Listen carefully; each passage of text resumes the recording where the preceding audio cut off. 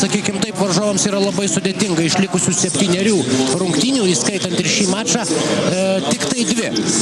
Jenisėjaus klubas žais savo aikštėje 5 dvikovos varžovų arenose ir turint omeny, kad kol kas svečiuose ne vieno karto nelaimėjęs yra Jenisėjaus klubas, tai aišku žada labai sunkią paskutinę reguliariojo sezono dalį.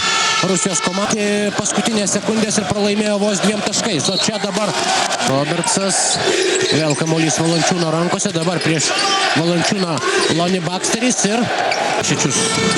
Nesėkmingas jo perdavimas ir kaip įspūdinga Jonas Valančiūnas. Čia pat Renaldas Seibutis traukia kamuolį kartu pradėti ir pastaruoju metu Rašičius yra tas žmogus, kurį turbūt galima būtų vadinti bene vėl 1-1. Ir Artūras Jomantas persvara. Raisas pakabina kamuolį, Mindaugas epizodas, pirmas šios dienos rungtynėse.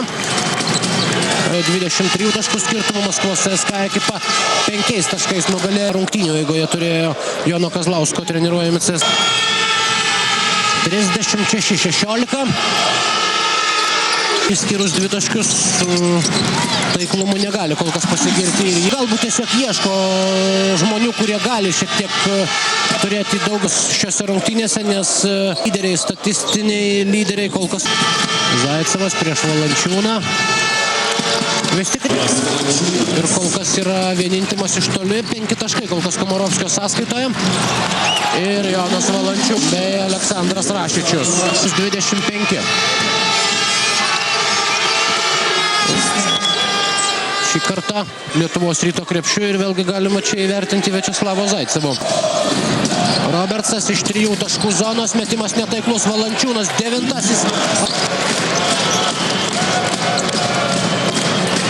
Daugiau, taigi kalbant apie laimėtų rungtynių procentą turi Vilniaus Lietuvos Rytas ir baigos. Rungtynių, kuriuose šiandien nebuvo Jenisėjai krepšininkai, tai yra apsiginti neleidžiant varžovams. Truškinas. Vėl stringantis varžovų puolimas ir puikus šansas. Babrauskas pabėga į priekį. Pražangos. Predragas Samardžyskį keičia Jonas Valančiūnas. 3 blokuoti metimai. Ir dar vienas puikus.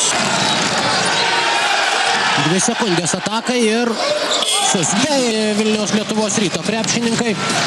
Lietuvos Ryto komandos naudai kyla į 3 poziciją, bent jau iki artimiausių varžovų rungtynių Vilniaus Lietuvos Rytas.